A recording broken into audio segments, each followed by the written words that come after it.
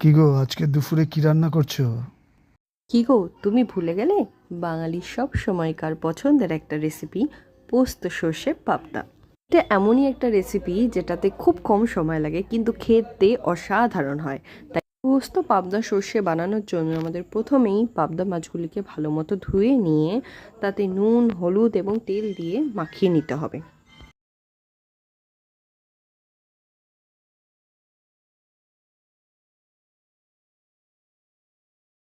এখানে আমি সমস্ত মাছগুলিকে ভালো করে মাখিয়ে নিয়েছি এবং অপর দিকে একটা ছোট বাটিতে কিছু পরিমাণ পোস্ত এবং খুব অল্প পরিমাণ কালো সর্ষে এবং সাদা সর্ষে দিয়ে একটু জল দিয়ে কিছুক্ষণ ভিজিয়ে রেখেছি।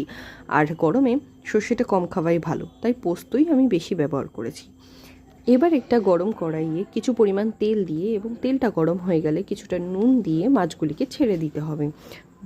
কড়াইয়ের মধ্যে যদি নুন দিয়ে দেওয়া হয় তাহলে মাছগুলি লেগে থাকার সম্ভাবনা থাকে না।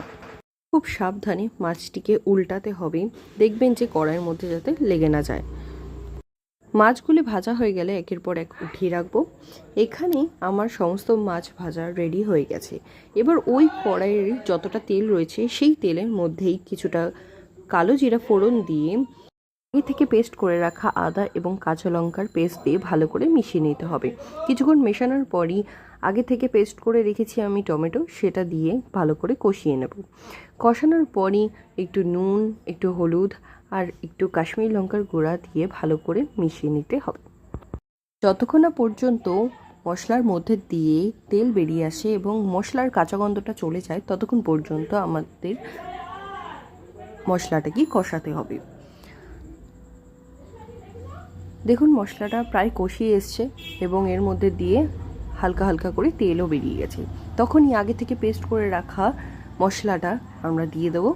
এরপর মিক্সিতে লাগা কিছুটা মশলার মধ্যে জল দিয়ে সেই জলটা দিয়ে দিতে হবে। এখানে আমি এক্সট্রা কোনো জল ইউজ করছি না, যতটা মশলার জল ছিল ততটাই হয়ে যাবে। এরপর গ্রেভিটা ফুটে গেলে এখানে চেরা কিছুটা কাঁচা লঙ্কা দিতে হবে এবং পরিমাণ মতো নুন এবং চিনি অ্যাড করে দিতে হবে। এরপর ফুটে আসলেই এক এক করে মাছগুলি ছেড়ে দিতে হবে এবং মাছগুলি ছেড়ে দিয়ে একটুখানি নাড়িয়েই দেখবেন যে আপনাদের এই রেসিপিটা একদম তৈরি। দেখছেন কেমন লাগছে দেখতে? খুবই সুন্দর লাগছে। আর এই রেসিপিটি একবার বানিয়ে খেলে বারবার বানিয়ে খেতে ইচ্ছা করবে আপনাদের। যদি এই ভিডিওটি ভালো লেগে থাকে তাহলে অবশ্যই লাইক, কমেন্ট এবং শেয়ার করে দেবে এবং পাশে থাকা বেল আইকনটি ক্লিক করে দেবে আরও নতুন নতুন ভিডিও পাওয়ার জন্য। আজকে এখানেই দেখা হচ্ছে নেক্সট একটা ভিডিওতে।